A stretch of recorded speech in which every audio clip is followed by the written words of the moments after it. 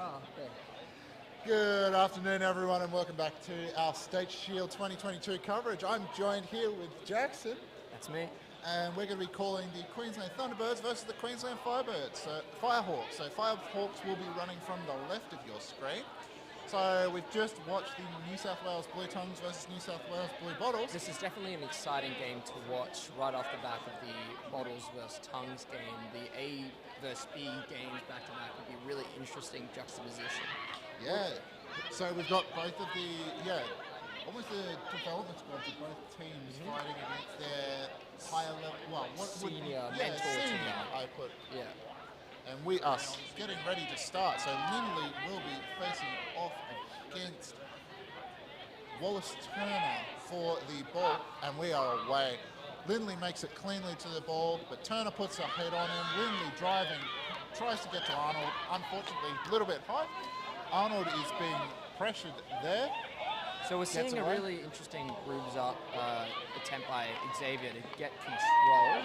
Didn't play off for more they've gotten control. So that was a really risky but really efficient play from Xavier. Let's just have a look. Number Xavier 42. Yeah. I think he's had a really good day so far. Yeah, he's had an awesome day. He definitely stood out when the Blue Tongues played against him. It's really good to see that depth in the Queensland beating. Yeah, for sure.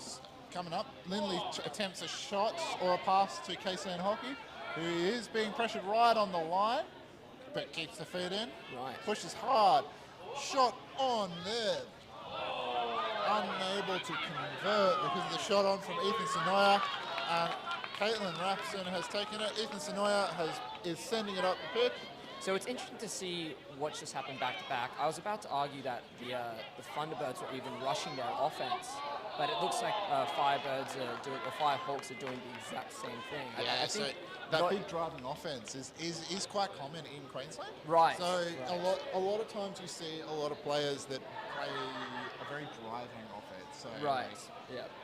Basically, I'm going to go and I'm going to put a risk and there's nothing you can do to stop I feel me. the risk with that in sort of this level is that you're rushing your opportunity, and I feel like both have fell victim to that right now. Let's see if the Thunderbirds can adjust to this. Dodd wrapped up by Sonoya, who is beat out by Luna, as well as Lindley, who attempted to get the pass. So Sonoya has taken up the quaffle and up to the halfway line. So we've just seen a rushed offense with both Lindley and Joe Dodd getting beat out.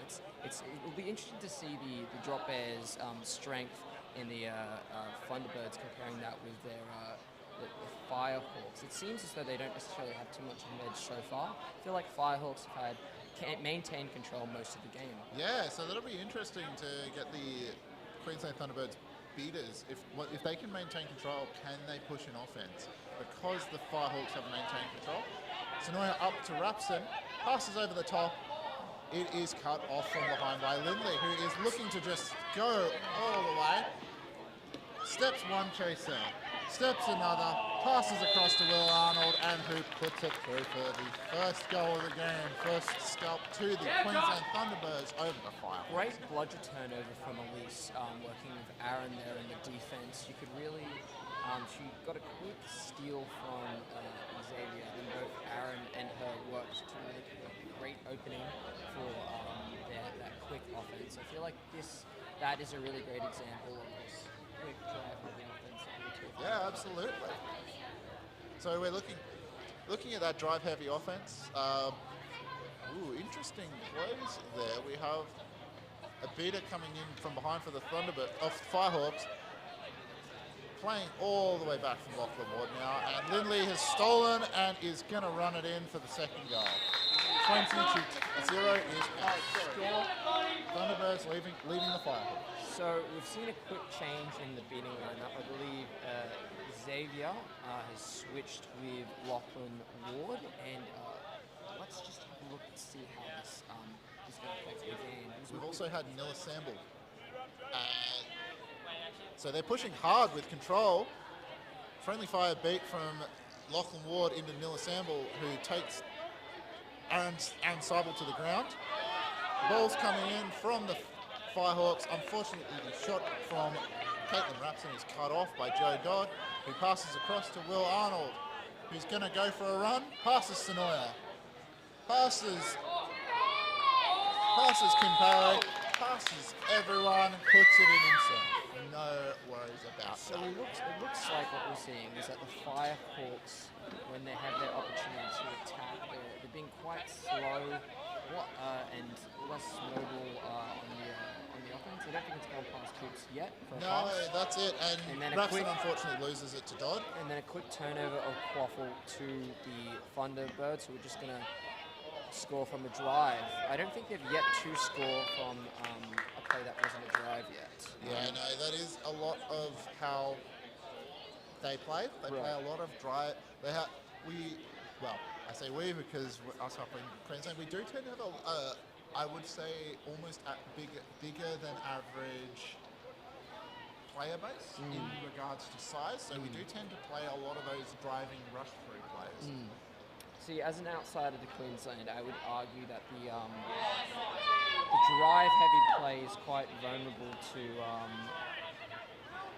would say, well-orchestrated beating. But it looks as though the Thunderbirds are really taking advantage of their experience from the beaters, using their pressure to create no beater situation. And then, as you said, the big boy Thunderbirds are just dunking on Hoops. Yeah, that's it. It's up to the Firehawks to see if they can adjust to this. So, as we can see, the Thunderbirds are doing a great they're leading pretty easily right now. Who do you think you can attribute this success to, the players on the Thunderbirds? Yeah, on the Thunderbirds, you can't go past Josh Lindley. I believe, Josh Lindley, 2 out of the 3 goals. Will Arnold is pushing hard as well. So Thunderbirds are playing a lot through their chases as they haven't had control a lot of the time. So we've had another change in the Firehawks beating department.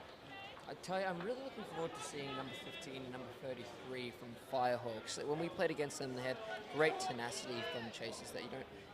Yeah, so always you're see. talking about Kim Parry Right. in number 33. Yeah. I definitely feel like on their slower offenses, if they can move the ball around and get to those players, they might see a bit of change of pace. Lindley driving hard, passes over the top. Or maybe some slide contact there, but no, we are okay on this one. Big drive coming in from AJ Arts. Passes across there to Jalawan Perez, who takes the drive in, even though there is a bludger there, gets taken down. AJ Arts, bludger has missed AJ Arts, passing out the back to Ebony Lee Mahoney, who recovers the wide throw, passes through to William O'Connell, who slowly walked it back. Let's just take a reset, they say. So we got Let's to see figure it Josh out. Lindley take down that drive with two-hand tackle. Yeah. How do you think Queensland's adjusted to this new change in the rules? Yeah, so obviously we are a rugby state, so we are quite used to the two-hand tackle. As Will O'Connell drives in and cut off by Chris Peake, headed to Jordan Fraser. But yeah, no, I think we've adapted really quite well to the two-hand tackles. I think it'll take a little bit of time for people to get used to it fully, but I think we are starting to see the introduction of it being an interesting change to the way that the game is played. I'd love to see how the way the Firehawk beaters are going to take advantage of this control that they've managed to get to themselves. They've been beat out by the one, and then Nicky Redmond is sent back to Hoops. There is it. It may have missed, but Josh Lindley is pretty sure he put it through, but, I can't imagine why he would be biased. You can definitely see Josh Lindley taking advantage of the Firehawk speeders really focusing on the bludgers and not necessarily keeping a second eye out for that quaffle play. Yeah, so do you think that even though they've had control, they've been drawn a little too deep into the beater play? Yeah, I also think that they've overcommitted a lot on the offense. The way that, it seems to me, the way that Queensland beater partners who don't have control, the way they get it is sort of just team up and double on a bludger to the side, which really invites, if they take the bait, it really invites the other beaters to kind of forget about quaffle. So I feel like Firehawks could really use, when this does happen to them, instead of going to help their partner, they should take this opportunity to take down their Lindleys or their dogs. So Will O'Connell driving in, manages to take 2 of them with him, and also get the pass off to Ebony Lee Mahoney, who takes a shot and tries to go over the Man Mountain Jordan. Fraser, unfortunately unable to shoot at a hoop that is 6 foot high when there's a 6'6" man in front of it. We do have some issues there with the height. So we have got a brooms down that has been called. And we have a blue card into a yellow card for high contact against Will O'Connell. No, Will O'Connell made the high contact, is the call. So And it we looks are as just though looking into what's going on here. it looks as though Lindley has, I don't think, is yet to sub off. Do you think, for excluding Lindley, there's some really interesting synergies we'll get to see from the Thunderbirds? Yeah, from outside of the chasing, well, outside of Lindley and the chasing team, like I think that where are we? Will Arnold can be in the right place at the right time, no matter who's throwing. Yeah, I saw a bit of the way he plays against him at Midwinter. Have to say, as much as I hate to admit it, I was impressed. Yeah, no, he's doing really well today. He has been a name that's come up commonly. And the Brooms have come back up. They have called the goal no good, so we sit at 40-0. Thunderbirds up on Firehawks. So We've also seen Jake Quinlan sub off to beat. I really think this is a beater who can take advantage of the fact that the Firehawks beaters are paying too much attention to the beating play. yeah, absolutely. He loves himself a beat about it, that Quinlan. Caleb Ward attempting to throw to Jordan Fraser, who was not able to be a receiver, and this is their second reset used. So it looks as though Firehawks are going to have another go at a goal right after they've scored a goal. What do you think has changed for the Thunderbirds? Yeah, I think that they're just slowing it down. I think that if they can keep their beaters on, like head on the eyes on the prize, then they can look at bringing this deficit back. So it's 10-40 with AJ Arts as the keeper at the moment, controlling play for the Firehawks, who passes across to Veronica Roberts, who drives in, tries to drive through Jordan Fraser, does get through, but is going to be called beat before. It was very clearly beat before. She will. Let's see what the refs have to say, Scott. Probably get a card, possibly on the play after beat, or just sent back to hoops. That Cooper does not like it when people do not hear his ref calls. No, that's fair. And so from here, what do you think? Is there anything that on your end that you can see that the Firehawks need to change outside of those beaters keeping their eyes on the prize? Well, we've just seen the goal. Yeah, So it has been called good. whatever the Firehawks have done in the past 2 goals, they just need to keep it up. I Yeah. feel like the paying too much attention to the beating plays that we're seeing with the Thunderbirds is a double-edged sword. I feel like the Thunderbirds chasers are underestimating their opponents, and their beaters aren't being able to take out those drive threats. Quinlan snuck through and tied up the other bludger as Caleb Ward attempts to drive through by himself. Passes over to Jordan Fraser, unable to follow up. Caleb Ward has been beat out behind. Chris Peake attempts to catch up, but no, cannot get the popple in as he has been beat as well. So we're going to be able to see a set play from the Firehawks now that they're only 20 down. Let's see how this is gonna this sort of set offense is gonna change from their original lineup. Well, we didn't really see it go past the hoop line, and it really didn't go past the lateral of the ball carrier. So Arts down to O'Connor, passes back up to Arts, who goes into Ebony Lee Mahoney. Looks gets like wrapped it up. might be a drive all day, my friend. It looks like Yep. the Thunderbirds have the opportunity for a goal, but he's taking his time. And Fraser's just eyeing up his options before going all the way through and puts it straight through that right-hand hoop for Jordan Fraser. I feel like that definitely separates the experienced players from the newbies. It's people who understand timing quite well. That's it. 42 knew that he had the time. He wasn't rushing himself, and he made a very safe drive with his teammates. That's definitely, I feel, also a theme that we saw with the blue bottles and the blue tongues. Interesting to see the same thing happening in Queensland. Yeah, for sure. So we're looking here. Firehawks don't have bludger control at the moment as Arts pushes up the field. Passes off to Veronica Roberts, who spins one, spins another, spins the quaffle. Arts recovers and just can't put it anywhere but the ground. As Fraser recovers and is just going to go down the pitch, Pete puts on a peak screen as Fraser can send it in himself. And Dan Shah getting beat out there by Emma Foots. Us just missing the play. Quinlan missing the beat on number 77, Don Bodequin. Looks like a no-beat situation for the Firehawks. Let's see what happens. They're going to go. Adam Gibbons drives one, drives two, passes off. Doesn't come out. A little bit of argy-bargy there on the sideline. It was really interesting to see that the Firehawks actually had the no-beer situation. I think one of very few. Yeah, Quinlan got really tied up in the beat again. Which what was something we were really saying that the Firehawks were suffering from.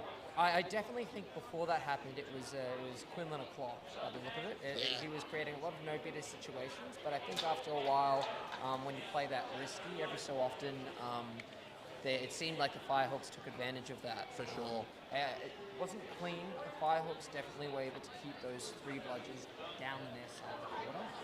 It's a shame that the Chasers weren't able to take advantage of it, but that's the beating experience for C'est la vie. Yeah, it is absolutely accurate. So we're sitting here at 60 to 20. Thunderbirds up on Firehawks. We are just waiting on the call for the play you saw in the far back right corner. But we are looking to go back in now. Looks like we are just. So it looks like it was just taken out of play by the Firehawks. So Thunderbirds are going to try and reset that just over the top, I would imagine, straight back to Fraser as a safe keeper.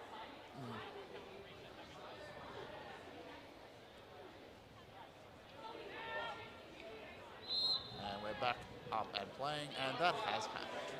So Fraser's taking the safe kick. And they've created a no-bludger situation for Firehawks.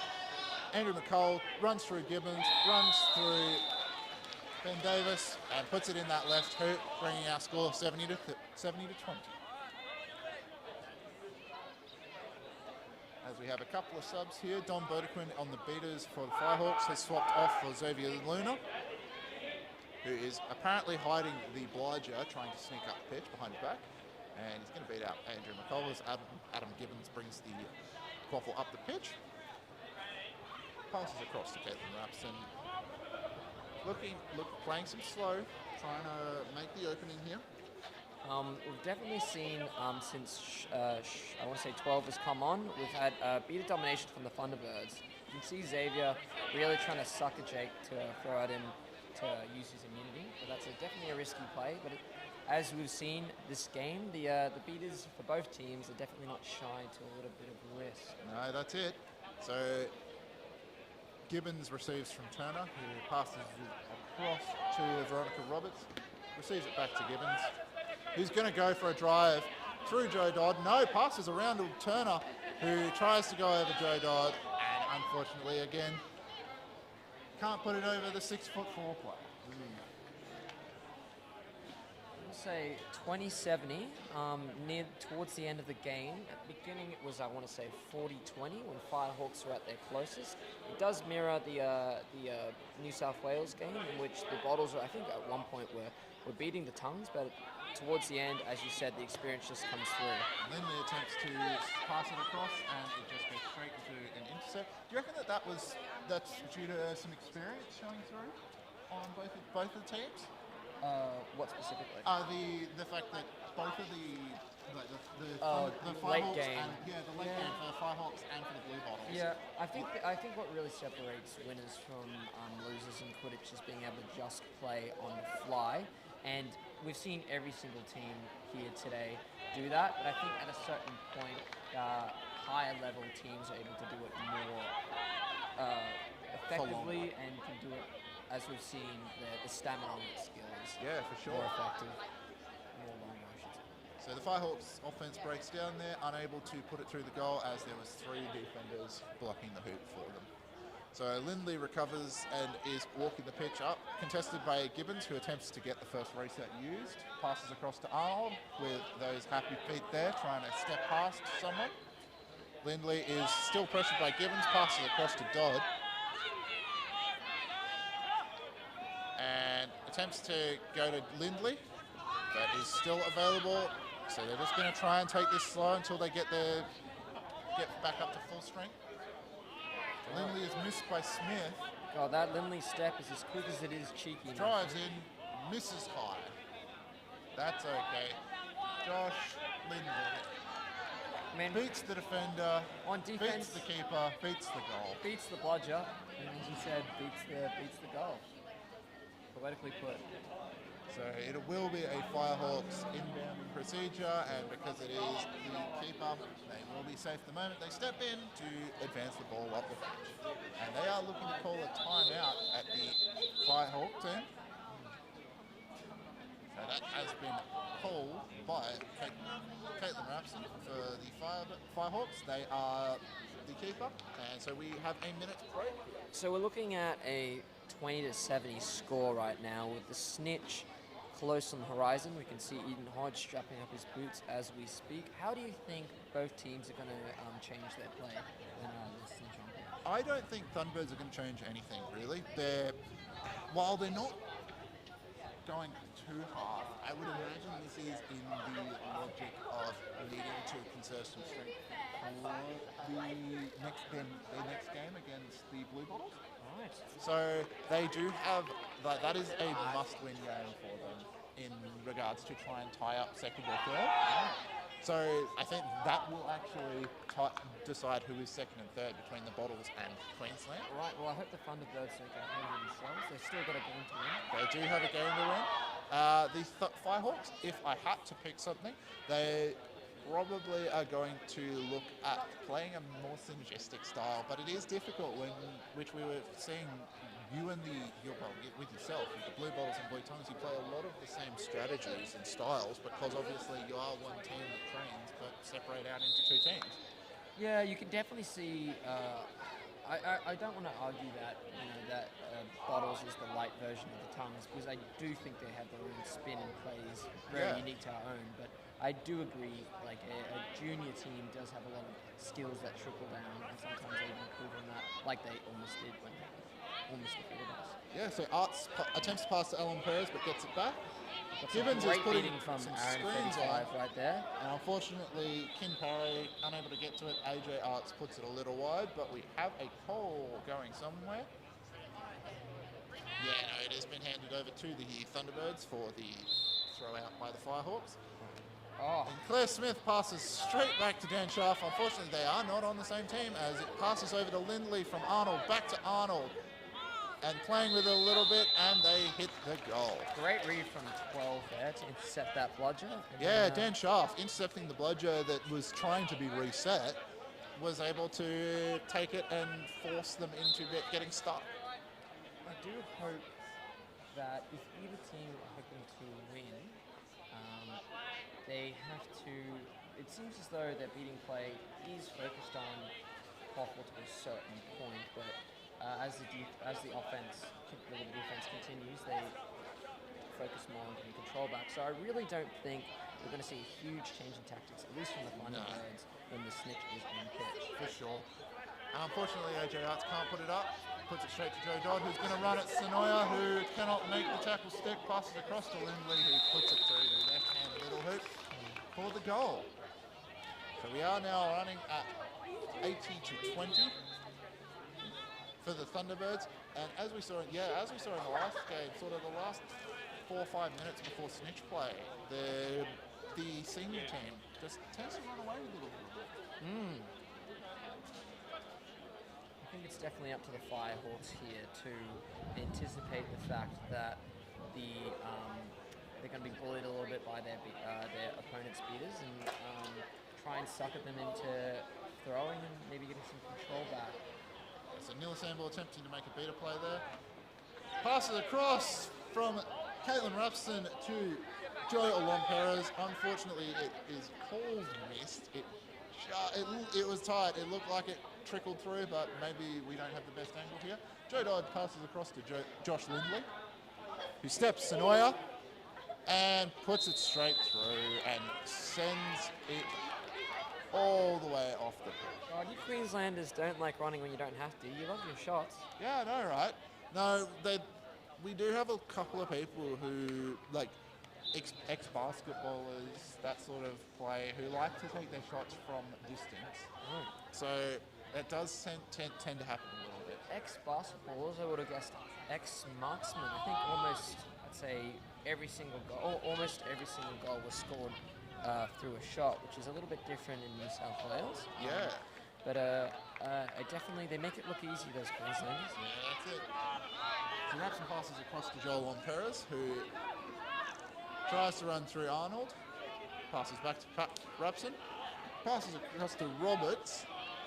Out the back, bringing it back in front. Back to Rapson, who almost goes over the top of Dodd, but it is recovered. And Dodd is going to push up and take a shot. No, pass to Arnold, who's in the right place. Lindley recovers. Dodd is safe from the B. Passes straight across the face to Lindley, who runs back across the face, put it in the middle. We are now a 100 to 20 game. And the snitch is on pitch, as well as our seekers. So our seekers for both sides, we have Alex Winterbourne for the Thunderbirds, and we have Wallace turn up for the Firehawks. Wallace getting all the one-on-one time he wants with the snitch, as Winterbourne has been beat out a couple of times now. Definitely think the Firehawks are committed to staying in this game. I think it's almost been just Firehawk Seeker on Snitch this entire point. Yeah, pretty much. Ward is not letting that number 6 past him. I tell you, the other Ward you got to look out for when he's got that yellow headband on. We saw him get a very quick catch against Victoria. Let's see if he's able to. If the Queensland are going to replicate the tactic by having 6 run out the snitch and then have Ward maybe do a quick little catch. Yeah, that's it. It's not a bad strategy. So.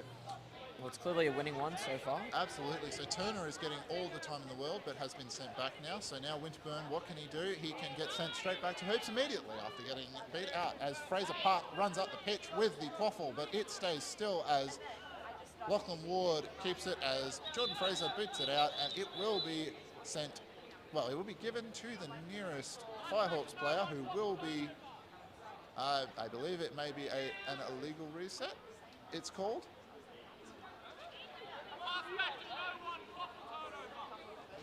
Okay. That Cooper Fitzgerald, he's tough, but he's fair. So it has been passed back to Joe Alon-Perez for the pass to no one. Alon-Perez passes across to Sonoya, who is held up by Elise Fox as the beater, who attempts the shot from range, but not getting past Fraser there. As Lachlan Ward is doing a number on keeping this snitch in Firehawk hands, as Winterbourne is beat out again. I feel like I've been saying that repeatedly, and the Firehawks have switched across to Ebony Lee Mahoney in the seeker role. We're actually seeing the Thunderbirds do a double female beating partnership. We've Yeah. definitely seen a lot of male double partnerships this tournament, but yet to see female. I really commend the Thunderbirds, and they're winning. They've got control this entire time. It just it proves that this 3-3 Quidditch gender rule is the way of the future. And we have a catch that has been made by Winterbourne. Let's go over and see if it's clean. It's actually, it looks as though the Thunderbirds actually have 4-2 gender ratio. So they've caught already 80 up with the catch, and they have a 4-2 gender ratio. If that is not a sweet victory, I don't know what is. So we just got to wait for word from the referees, and it seems like it has been called clean. No injuries, a lot of goals, and a clean catch. You couldn't ask for a better game. No, that's it. 130-20 for the Thunderbirds versus the Firehawks. Do you have anyone that stood out to you as a really I definitely player? commend Xavier from Firehawks. I definitely think he controlled a lot of the game early game. We didn't really get to see that too much of him later. Jake Quinlan, always a favourite Queensland player on my side. God, good for the Queenslanders playing through that harsh conditions. As we've seen a tent just fly across the The field. wind is starting to pick up a little bit. That Norfolk game's later on this afternoon, especially because we are forecast to get a touch of rain later this afternoon. I also really commend Jake Quinlan, Kason Hockey, like the drop bears on the team who really used their pressure in a very fair way. We also saw Joe Dodd and Will Arnold do a great job. I was really impressed with, I think, 28. Really like his tenacity, his On the unique Firehawks? on the Thunderbirds. Oh, on the Thunderbirds, Chris Peake.